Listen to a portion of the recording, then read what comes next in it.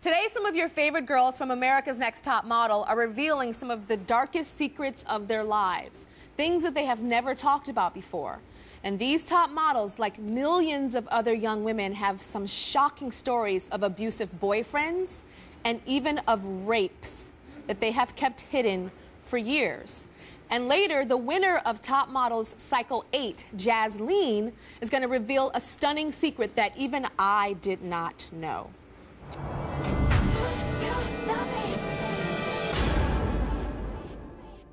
Please welcome from America's Next Top Model, Cycle 10, Dominique.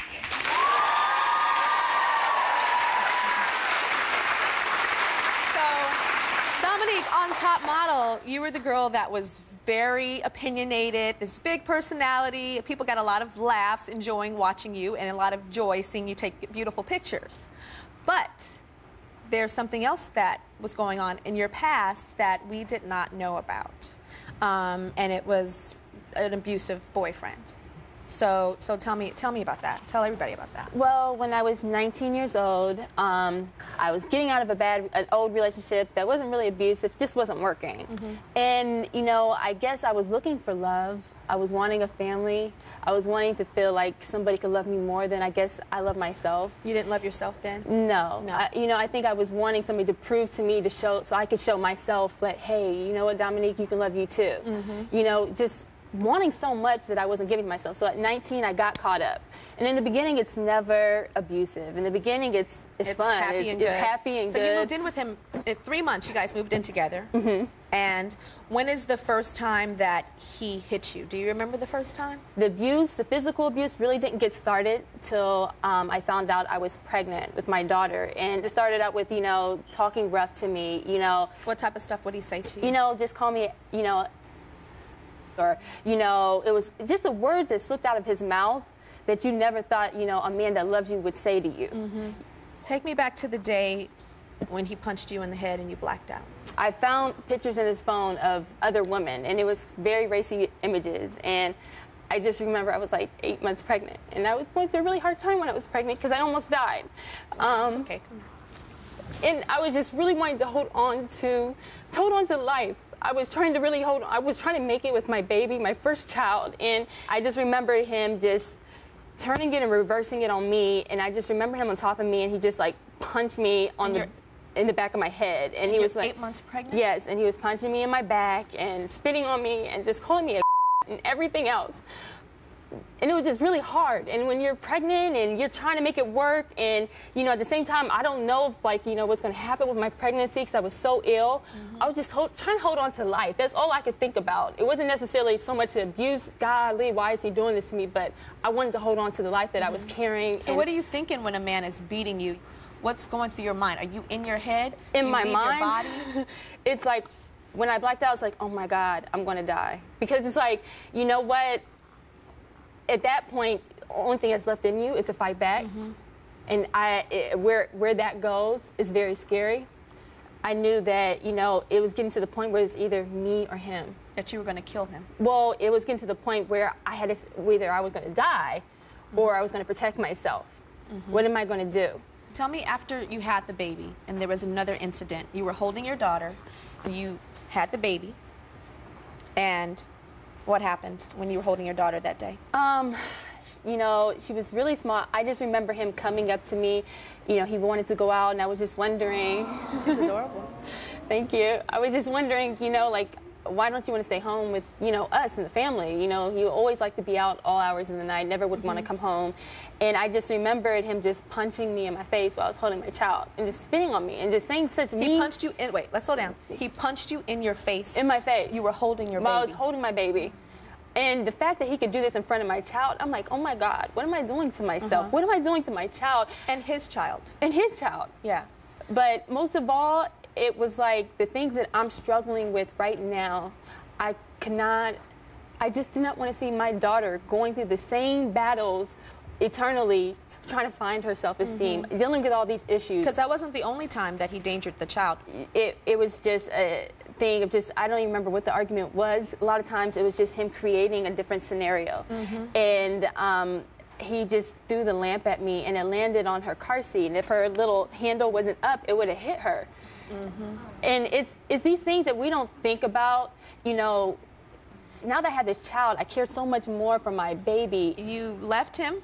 Yes. And then one day you saw him in a restaurant, and he was your ex-boyfriend. It was like over a year. Over a year. You guys ended up getting into a fight in the parking lot. And tell me what he did to you. He punched me in my face, and he was spitting on me. He was hitting me in my back. He busted my tooth, and it cracked all the way up to the root, and like a chunk of my tooth just fell out. Wow. Dominique's mother, Delon, is here with us today. Did you know your daughter was going through all of this? Hi. No, not at the time. I wasn't aware that she was being physically abused. I thought she was being emotionally abused because he had isolated her, and so I felt like he was really manipulative. Yeah. There was a lot of emotional abuse. And as a mom, you feel helpless because here's your daughter. Yes. You know, you were her mother, and you were supposed to protect her, but when a child is like, I'm in love and this is what I'm doing, it is a helpless feeling for you. It's very hard. I mean, my heart was broken, but then I said, you know what?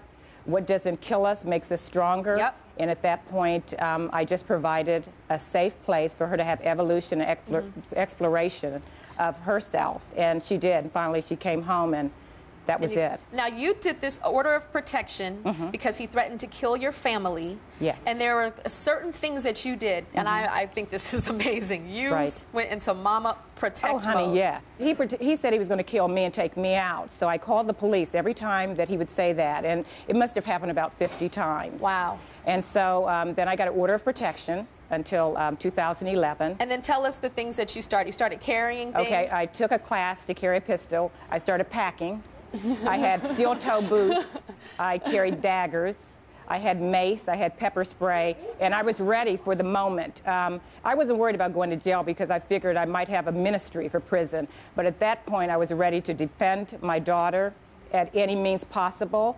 And it wasn't to suffer and die, but to live. And I wanted my grandchild and my daughter to be safe. So I took the power back, you know. And at that point,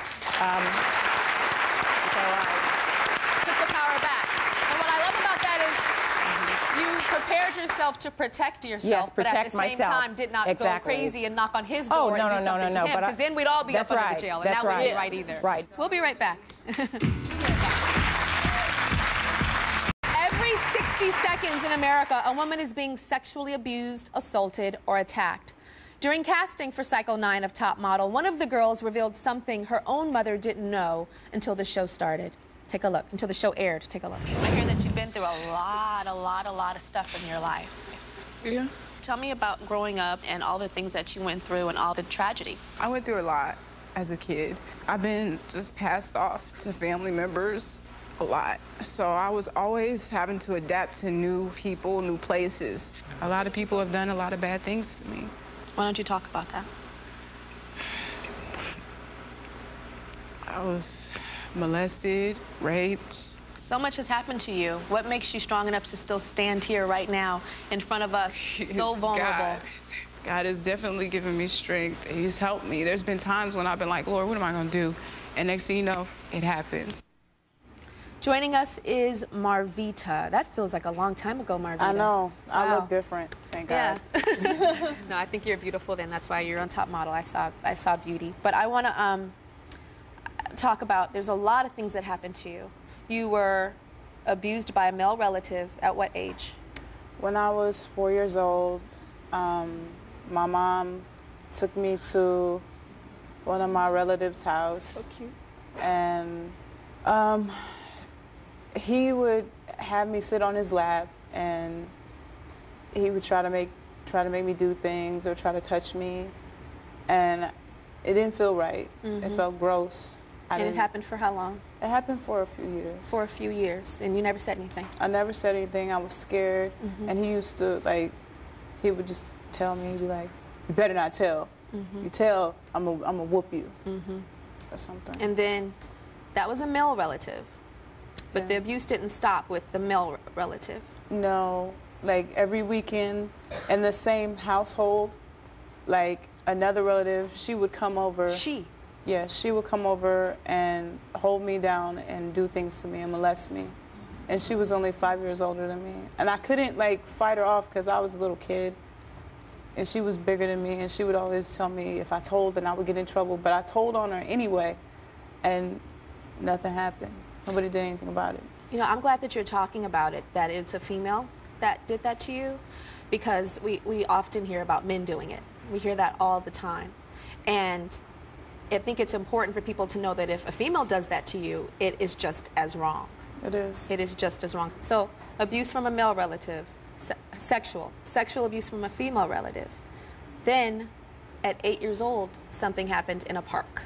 When I was 8 years old, some friends of one of my other relatives came over, and I was used to them always coming over. You know, they were older boys, and they came over the house one day, and I trusted them. They were like, yeah, let's go to the park. Come on, Marvita. It was 3 of them. And they took me there and they raped me. All 3 of the boys raped you? All 3 of them. They were like 12 and 13, 14. And as this is happening, because this is insane to me, 8 years old, you know, 8 years old, little girls don't really even know what sex is. No. So what were you thinking as a little innocent 8-year-old when these dirty boys are on top of you and doing that to you? What's going through your head? I couldn't think anything. The only thing that was going through my head was, this is happening to me, but it's gone further than it's ever gone. And I can't do anything about it. So after that happens, these 3 boys rape you, and then you leave the park. I left the park. Where'd you go? And I cried, and I cried, and I cried. I was scared to go home. Were you in pain, physical pain, I'm sure? Yeah. How do you hide that from your mom?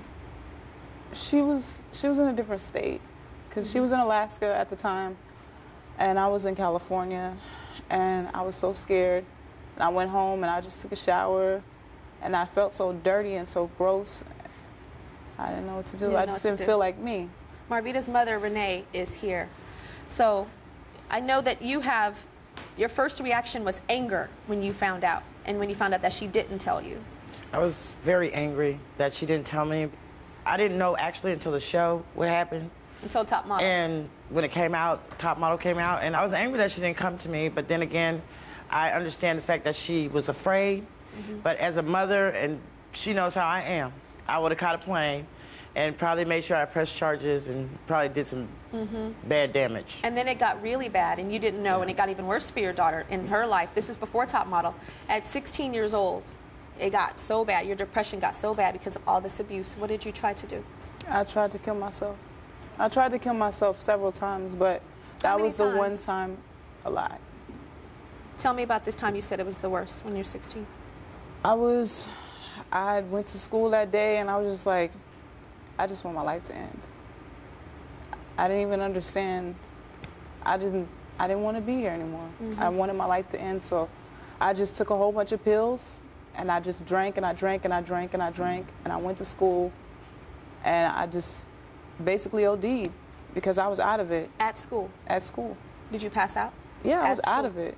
If it wasn't for one of my friends from high school helping me and trying to revive me and picking me up in the bathroom, was like, girl, come on, you gotta wake up, I would have been dead. You would have been dead. You would not be here now.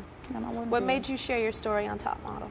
The fact that there may be someone out there that this has happened to worse or in the same case as mine that I can help. And I just felt like, you know what?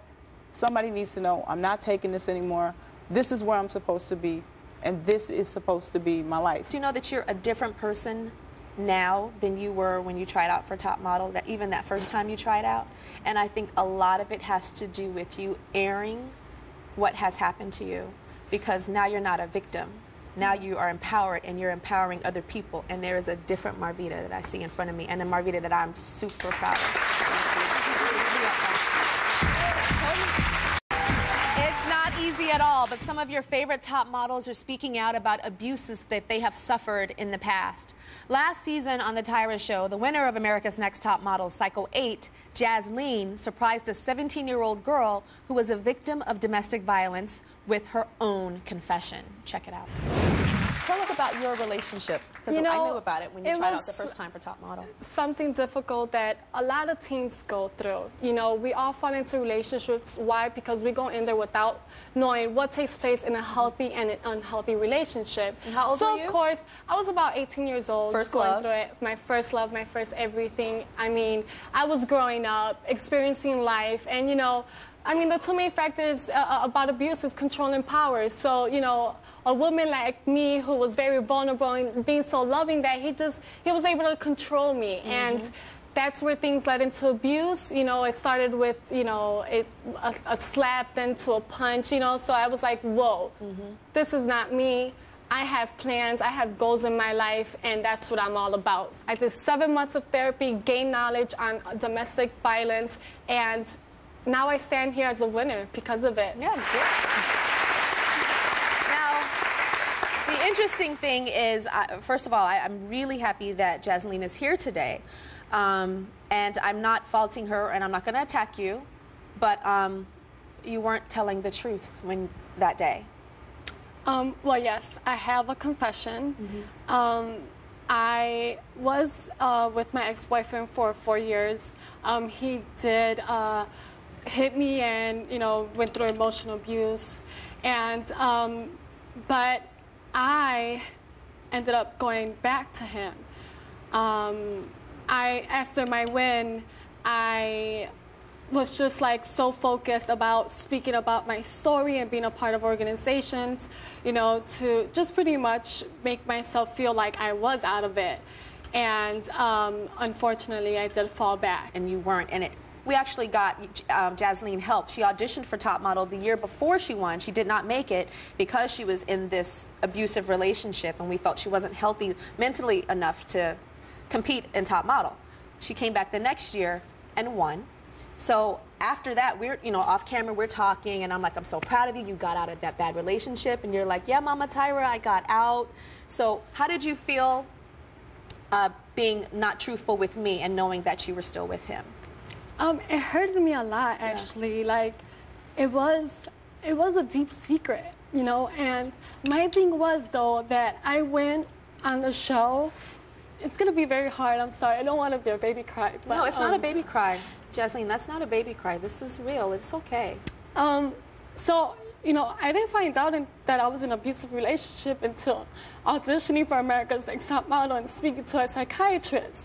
So I went along with that story, and that's why I felt like, you know what, with the success of my win, I can use this as a platform to help and educate young teens about the situation. So that's why I went on and speaking about it, but it was such a burden on me because I didn't want to lie to you. I respect you so much, and I appreciate so much you've done for me, Tyra.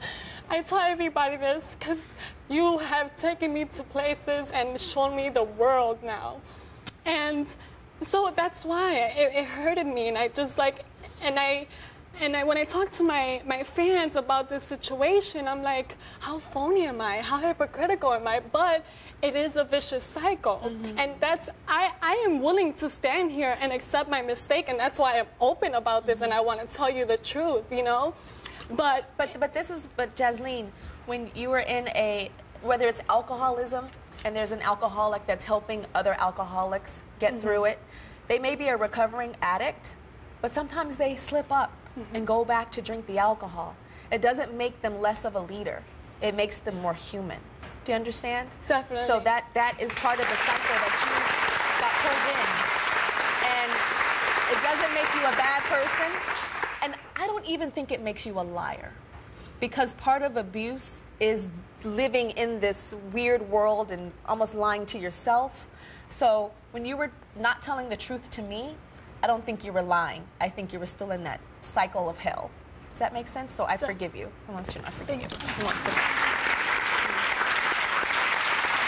So where are you now with him? Are you really broken up, or are you? Yeah, okay. I live in New York. I stand here strong, and I can say that I still believe in being a spokesperson for Liz Claiborne Love Is Not Abuse and helping and educating young teens about this situation. Did he hit you again? Yes, He hit you again when you went back. So he did it and you said, it was definitely stop. one of those where I just stood back and I was like, no, you know more. what, like, it's not gonna happen no more. Okay, we'll be right back. Top models are sharing stories of the abuse that they experienced at the hands of boyfriends, relatives, and strangers.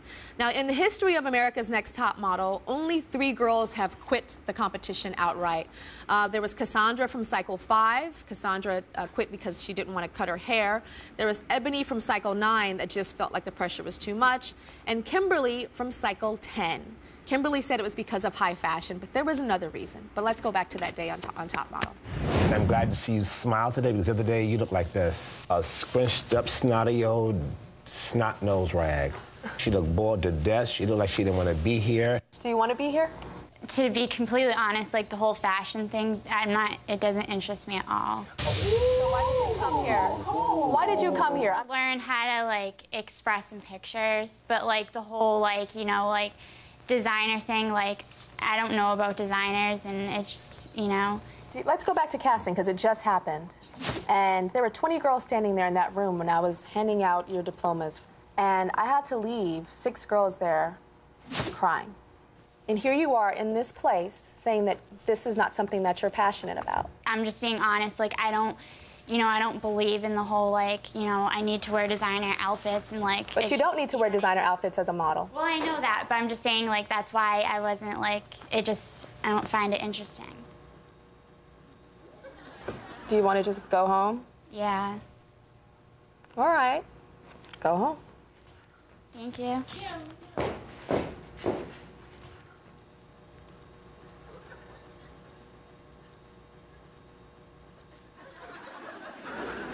I was so shocked when you said that you wanted to go home, and I thought it was so, because you don't like high fashion and you don't want to wear like fashionable clothes. You don't have to wear expensive fashionable clothes as a model on your personal time. You don't. That's what I was saying. What are you doing? I thought you were out of your mind. But it wasn't about high fashion. That's why it sounded so crazy. Yeah. So tell everybody what it was really about. It sounded so crazy because it wasn't true. Mm-hmm. And, you know, now that I look back on it, I'm like, oh my God, that was so silly of me to do. But the real reason was 3 months before the show, my ex-boyfriend committed suicide. It was by far the hardest thing I have ever gone through. Mm. And at that point in my life, it was so sudden, and I rushed into the whole top model thing, which I love fashion. I loved being there, I loved meeting Tyra, and I wanted it so bad, but I didn't feel good on the inside. Mm-hmm. I was a mess. And if you don't feel good on the inside, you can't be okay on the outside. And in hindsight, I'm so happy that you left. Yeah. Because I don't want you to be feeling sick inside and going through something so traumatic and having to put a smile on your face and sell some earrings on the show, and these earrings are cute, and I'm like, that's not what the competition's about. I guess when I was going to audition, I'm like, I think this will be a great stepping stool to get away from everything, and it will help me. But you know, I got there and I'm like, this is just overwhelming. It makes it worse. I can't do this right now because all I have is the death on my mind. And your ex-boyfriend was not the first person in your life to commit suicide. No. When I was in 7th grade, my mom committed suicide.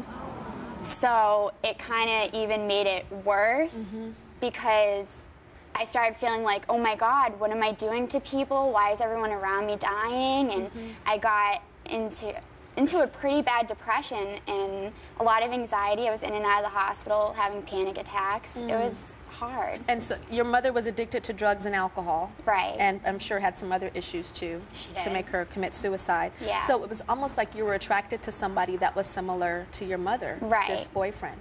Did he have bipolar disorder? He was bipolar. He was bipolar. And I know you said that his sickness made you sick. What does that mean? It did. He was bipolar, so he was always up and down, which is hard to be around with someone like that. I mean, he would be the funnest person to be around. He loved life, and all of a sudden he would crash. And being around someone like that is so hard because when he would crash, I would come right down with him. And he was addicting to drugs, and I always thought, it's okay, I can save him, I can save him. And for the longest time, I stayed in the relationship thinking I could make him better. And then he died, and it really made me crash.